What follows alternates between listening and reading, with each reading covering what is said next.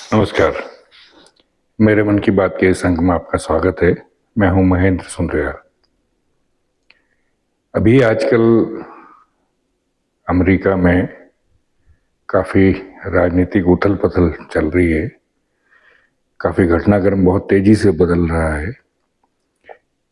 आपको सबको मालूम होगा, पिछले शुक्रवार को यूक्रेन के राष्ट्रपति व्लादिमीर ज़ेलेंस्की यहाँ आए थे। ओवल ऑफिस में उनकी राष्ट्रपति डोनाल्ड ट्रंप और वाइस प्रेसिडेंट जेडी वेंस के साथ मीटिंग हुई, जिसमें काफ़ी तू-तू मैं-मैं हुई, काफ़ी हंगामेदार। ऐसी मीटिंग, ऐसी कूटनीतिक बातचीत न पहले कभी सुनी गई, न देखी गई। इसमें अभी जो है वो आगे चल ही रहा है, वो घटनाक्रम अभी रुका नहीं है। उनसे देखिए, डोनाल्ड ट्रंप ने कभी नहीं छुपाया कि वो लड़ाई बंद करना चाहते हैं, यूक्रेन की भी और इजराइल और हमास वाली भी। इजराइल हमास वाली में ट्रूस उन्होंने करवाया, अभी सीज फायर चल रहा है, कभी टूटता है कभी चलता है, पर फिर भी वो है। अब इसकी बारी थी। और डोनाल्ड ट्रंप ने ये भी कभी नहीं छुपाया कि हालांकि वो रशिया को एग्रेसर मानते हैं, आक्रमणकारी मानते हैं, लेकिन वो कहते हैं कि उसको ये काम करने के लिए जो बाध्य किया यूरोपियन लीडर्स ने, यूरोपियन कंट्रीज ने और लेफ्ट लिबरल कबल ने। बहुत साफ है, क्योंकि 2009 में जब यूक्रेन में एक ऐसी गवर्नमेंट थी जो इम्पार्शियल थी, जो न तो वेस्ट के फेवर में थी न रशिया के फेवर में थी, तब वहाँ जो है गवर्नमेंट चेंज करवाया। वहाँ जो है अपने मनमर्जी के प्रेसिडेंट बिठाए गए, इंटरफेयर किया उसके इलेक्शन प्रोसेस में अमेरिका ने और यूरोपियन कंट्रीज ने। उसके बाद दूसरा जो रीज़न था, जो रशिया के पास जो था, ग्रीवेंस जो रशिया का है, वो ये है कि जब 89-90 में जब यूएसएसआर का जो है वो विघटन हुआ, तो उस वक्त संधियां हुई। उस संधि में क्लियर था कि नाटो जो है वो ईस्टर्न यूरोप में नहीं आएगा, लेकिन यूरोपियन कंट्रीज ने और यूएस ने जो है वो उसका एक्सपेंशन जो है ईस्ट में जारी रखा। पोलैंड वगैरह सब उसमें आ गया, जॉर्जिया आ गई, और फिर यूक्रेन की बारी आई। इनकी पॉलिसीज इस कदर थी एक्सपेंशन की कि अल्टीमेटली 2014 में रशिया ने क्रीमिया पर कब्जा कर लिया। 2019 में व्लादिमीर ज़ेलेंस्की प्रेसिडेंट बने।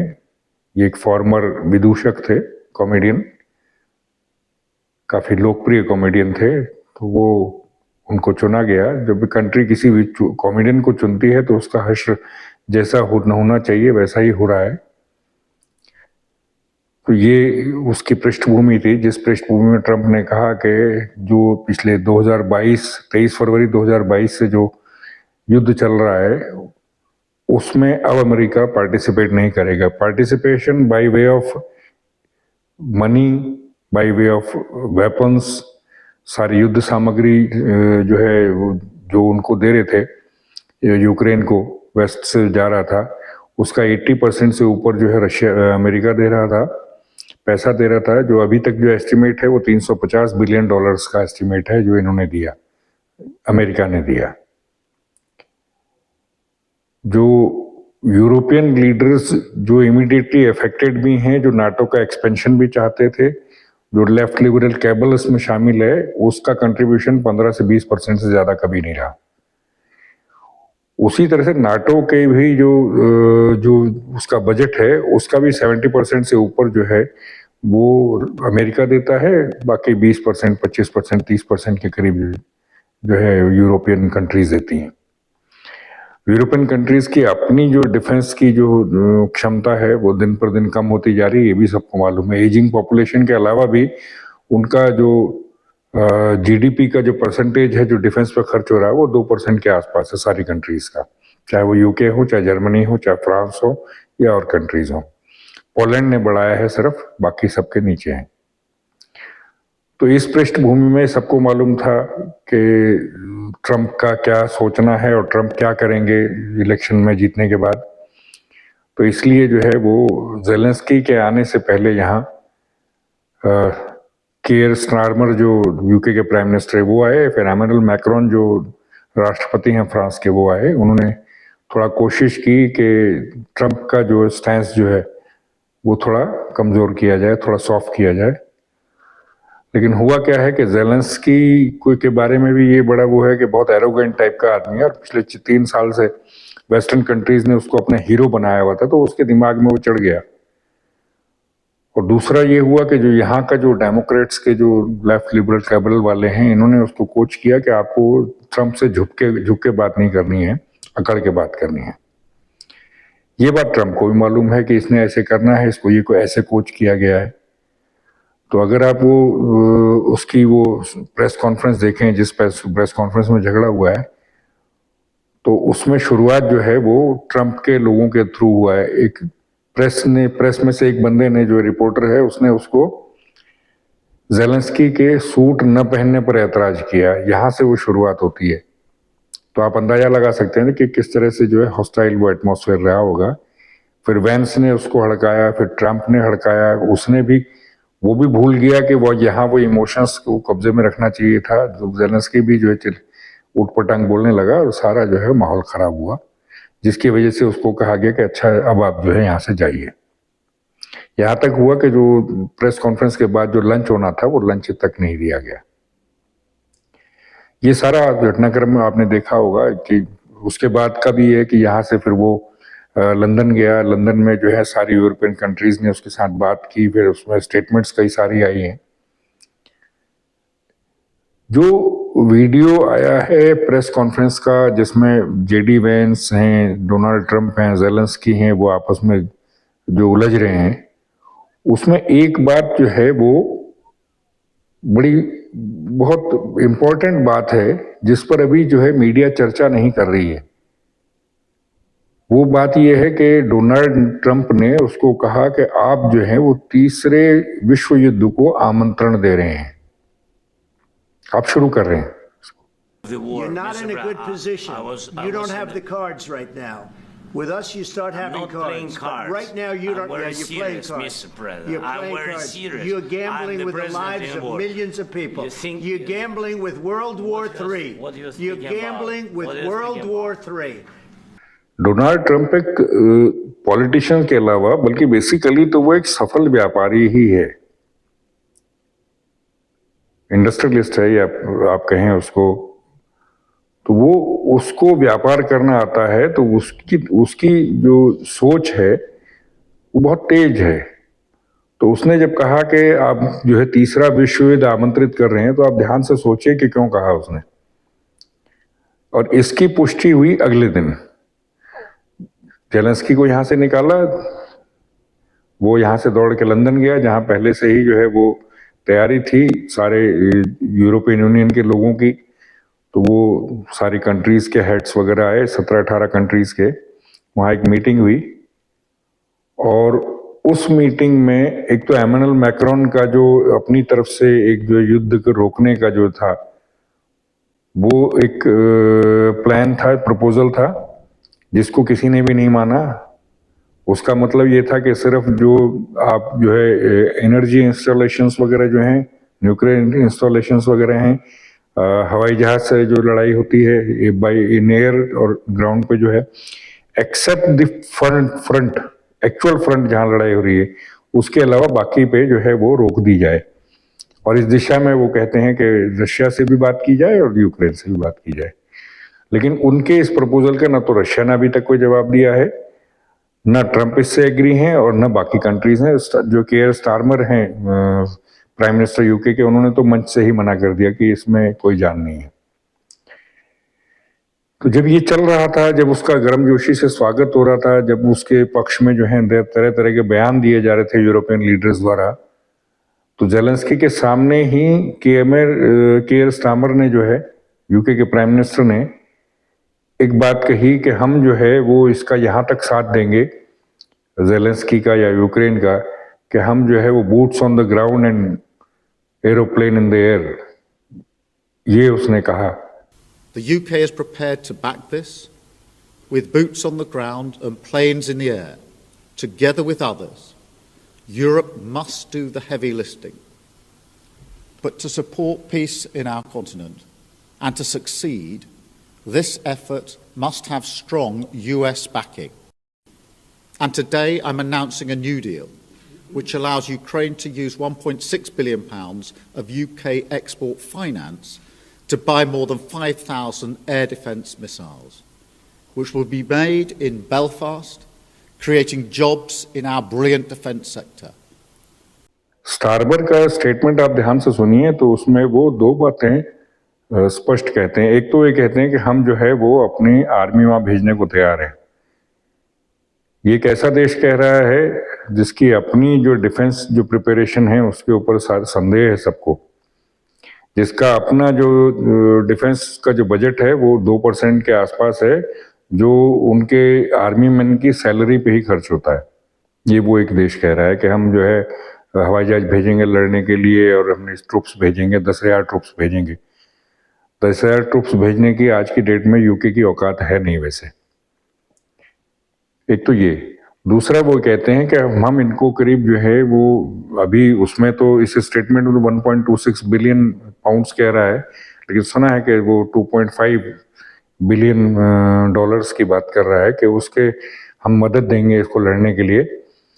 और 5,000 एयर डिफेंस मिसाइल्स जो हैं वो उस पैसे से यूक्रेन यूके से खरीद सकता है। और वो जो मिसाइल्स बनेंगी, एयर डिफेंस जो सिस्टम बनेगा वो बनेगा यूके में। और उसमें वो स्पष्ट कहते हैं कि इससे हमारी जो इकोनॉमी में जो डिफेंस सेक्टर में जो है वो हलचल होगी, इससे उनको प्रगति करने में मदद मिलेगी। यानी कि ये जो 5,000 जो आप बना रहे हैं या जो 2.5 बिलियन डॉलर्स का जो आप जो एड दे रहे हो, बेसिकली अपनी इंडस्ट्री को दे रहे हैं, अपना जो मिलिट्री इंडस्ट्रियल कॉम्प्लेक्स है उसको दे रहे हैं। यही पहले बाइडेन एडमिनिस्ट्रेशन ने भी किया था, लेकिन जो कुछ भी वो दे रहे थे उसके जवाब में अमेरिका तो कुछ मिला नहीं। ब्रिटेन ने क्या किया है कि जो रेयर अर्थ वाला जो रेयर मिनरल्स वाले जो वो एक 100 साल की एक वो उनसे कर ली कि वहां से वो रेयर मिनरल जो है वो निकालेगा रेयर अर्थ। यही अब अमेरिका भी चाहता है कि ऐसा ही कुछ उसको मिले। अमेरिका के दोनों हाथों में लड्डू हैं, इसलिए कह रहा हूं क्योंकि पुतिन ने भी यही ऑफर जो है वो अमेरिका को दिया है कि जो डॉनबास का जो इलाका है जहाँ पे ये रेयर अर्थ है, तो वहां से हम आपको निकाल के देंगे, तो पैसा आप लगाइए, निकाल के हम देंगे। ये उसने भी कहा है। यही अब जो है वो जेलेंस्की से भी मांग रहे थे, जिसके बारे में उसने कहा नहीं पहले आप ये कहिए कि नाटो में, मतलब जो है वो सिक्योरिटी का मसला उसने उठाया कि हमको सिक्योरिटी कवर दीजिए। सिक्योरिटी कवर का मतलब वो शब्दों का हरफेर है, कहना वो चाहता है कि पहले हमें नाटो में शामिल कीजिए, नेटो में आप शामिल करेंगे तो हमारा सिक्योरिटी हो जाएगी। ट्रंप नहीं चाहते कि नेटो का विस्तार वहां तक किया जाए, जिस वहां अगर करेंगे तो फिर पुतिन को ऑब्जेक्शन होगा, फिर ये लड़ाई बढ़ेगी। लेकिन एट द सेम टाइम अपनी डिफेंस जो मिलिट्री इंडस्ट्रियल कॉम्प्लेक्स है, जो वो सेक्टर है, उसके धन्ना सेठों को पैसा देने के लिए अभी जो है वो लेबर पार्टी जो है जिसके प्राइम मिनिस्टर हैं यूके में, वो इस कदर जो है वो कोशिश कर रही है कि उससे यूक्रेन की जनता को नुकसान होता है, यूक्रेन को नुकसान होता है, जनहानि होती है, लोगों की मौत होती है, उससे कोई फर्क नहीं पड़ता। वो चाहते हैं कि ये युद्ध और भड़के। ये युद्ध भड़केगा तो उनकी जो स्लो चल रही है इकोनॉमी आजकल जो है यूके की और फ्रांस की, यूके, फ्रांस और जर्मनी जो है वो भयंकर मंदी के दौर से गुजर रहे हैं, तो उसको फायदा देने के लिए ये चाहते हैं कि ये युद्ध और भड़के। लेकिन ये युद्ध भड़केगा तो उसके बगैर, यूएस के बगैर तो नहीं हो सकता, ये नेटो कर सकता या ये यूरोपियन कंट्रीज उसके बगैर तो नहीं कर सकती। खुद स्टैरमर की ही जो स्टेटमेंट है उसमें वो यूएस को साथ में लेते हैं कि यूएस के साथ देने से हो गए। तो यानी कि युद्ध करना चाहते हैं यूरोपियन लीडर्स, चाहे वो एमेनुअल मैक्रोन हैं, चाहे वो स्टारमर हैं, युद्ध ये करना चाहते हैं, लेकिन चाहते हैं कि इसका जो नुकसान है वो अमेरिका को भी हो, मतलब पैसा अमेरिका का लगे, लेकिन महत्वाकांक्षाएं जो हैं वो जो अपने देश को ठीक करने की, जो अपने देश की अर्थव्यवस्था ठीक करने की जो है वो फायदा हो यूरोप को। लेकिन इससे तो सीधे सीधे अगर ये नेटो का वही बेसिक ऑब्जेक्शन ही पुतिन का वही है कि नेटो का एक्सपेंशन मेरे दरवाजे तक मत कीजिए। अगर नेटो का एक्सपेंशन उसके दरवाजे तक, यूक्रेन तक जाएगा तो पुतिन को ऑब्जेक्शन होगा, पुतिन को ऑब्जेक्शन होगा तो लड़ाई और ज्यादा होगी। तो अल्टीमेटली इसमें सबसे पहले जिसका इरादा, जिसका लगता है कि वो शायद सबसे पहले इस युद्ध में शरीक होगा, वो है पोलैंड। बिल्कुल बेलारूस के बगल में है, रशिया से उसकी बाउंड्री मिलती है, तो पहले पोलैंड आएगा। पोलैंड जो है वो आज की डेट में उसने काफी वेस्टर्न कंट्रीज से काफी हथियार खरीदे हुए, खासतौर से यूएस से। तो इसलिए उसकी जो जहाज वगैरह जो भी है, उसके एयरक्राफ्ट वगैरह हैं, उसके लिए यूएस से उसको मदद चाहिए। अगर यूएस उसके साथ मदद देता है तो ये युद्ध में वो भी शामिल होगा। फिर फ्रांस और यूके भी होंगे, शामिल होंगे। यानी कि लबोलुबाब ये है कि धीरे धीरे कुछ ही दिनों में ये जो है वर्ल्ड वॉर 3 में तब्दील हो सकता है, पूरे चांसेस है।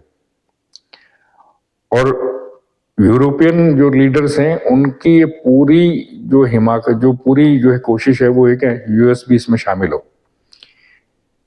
इसकी ऐतिहासिक एक पृष्ठभूमि वो भी मैं आपको बताता हूं। जो पहला विश्व युद्ध हुआ था 1914 से 1919 के बीच में, पहले विश्व युद्ध में यहां अमेरिका में उस वक्त प्रेसिडेंट होते थे विल्सन, वुडरो विल्सन। उन्होंने 1917 का इलेक्शन जीता ही इस बेस पे था कि मैं इस युद्ध में शामिल नहीं होऊंगा। इसलिए तब ये यूरोपियन लीडर्स उनका मजाक उड़ाया करते थे। 1917 में यूरोपियन जो लीडर्स हैं, खासतौर से जो है यूके वाले, ब्रिटेन वाले हैं, इन ब्रिटेन वालों ने ऐसी चाल चली कि उसको शामिल होना पड़ा। अगर आपको पढ़ें, अगर वो करेंगे, गिज़मर टेलीग्राम करके एक वो है कि जर्मनी ने मैक्सिको को टेलीग्राम किया कि आप यूएस पे हमला कीजिए, यूएस के टेक्सास वगैरह पे आप कब्जा कर लीजिए, हम आपके साथ हैं।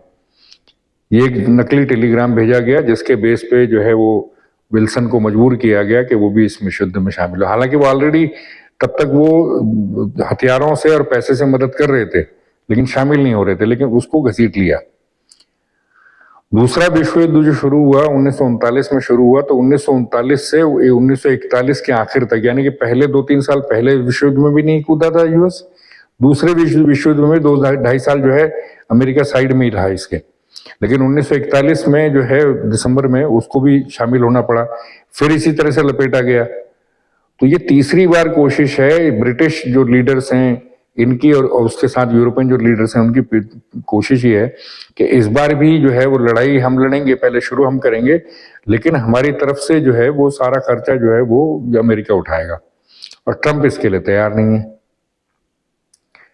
हालांकि अभी जो है वो उन्होंने कहा कि हम ये दे देंगे, हम वो दे देंगे, जबानी जमा खर्च के अलावा अभी कुछ नहीं किया है। और ज़ेलेंस्की को शायद इस चीज का आभास है, तो उसने जो है वो एक ट्वीट भी किया लंबा चौड़ा, जिसमें उसने जो है वो कहा कि हम वो अमेरिका से जो ट्रीटी होनी थी रेयर अर्थ वाली, हम वो करने को तैयार हैं, और जो अमेरिका शर्तें लादने कहना चाहता है वो हम शर्तें हमको मंजूर हैं, हम तो शांति चाहते हैं जैसे अमेरिका चाहता है, ये कहा है। लेकिन इसको पहले जैसे बोरिस जॉनसन ने नहीं वो उसको कामयाब होने दिया था। फरवरी 23, 2022 को ये युद्ध शुरू हुआ और कुछ दिनों बाद दोनों कंट्रीज यानी रशिया और यूक्रेन जो है वो आपस में ट्रीटी करने वाले थे, पीस ट्रीटी होने वाली थी उनकी।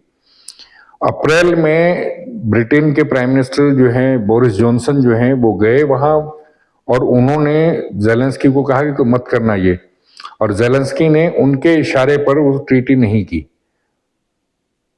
तब से ये युद्ध चला आ रहा है, अभी 3 साल होने को आ गए, 3 साल हो चुके हैं इस युद्ध को, लाखों लोग मर चुके हैं। तो ये इसी तरह से इस बार भी शायद ऐसा ही कुछ होगा कि अगर कोई पीस ट्रीटी होती भी है तो आपकी बार जो पहली बार बोरिस जॉनसन ने किया था वो शायद स्टारमर करे या इमैनुअल मैक्रों करें या कोई और करेगा। इसी तरह से ट्रीटी नहीं होने देंगे। अगर ट्रीटी नहीं होने देंगे युद्ध और भड़केगा, जो जिस तरह से नेटो का एक्सपेंशन होगा युद्ध भड़केगा, तो फिर तीसरा विश्व युद्ध जो है उसमें शुरू होने के पूरे चांसेस हैं। तो अभी तो घटनाक्रम तेजी से बदल रहा है, देखते हैं और क्या होता है, लेकिन मेरा अनुमान यही है कि इस तरह का कुछ होने वाला है और सर्दियों तक शायद इस मामले में बहुत क्लियरेंस हो जाएगी। पूरी गर्मी तो ऐसे ही निकलेगा, ये सर्दियों तक तो पक्का है कि कुछ ना कुछ इस तरह का कुछ होगा जैसा मैं देख रहा हूँ। आपकी क्या राय है जरूर बताइएगा। तो आज के अंक में इतना ही, फिर अगले अंक में बात करते हैं। नमस्कार।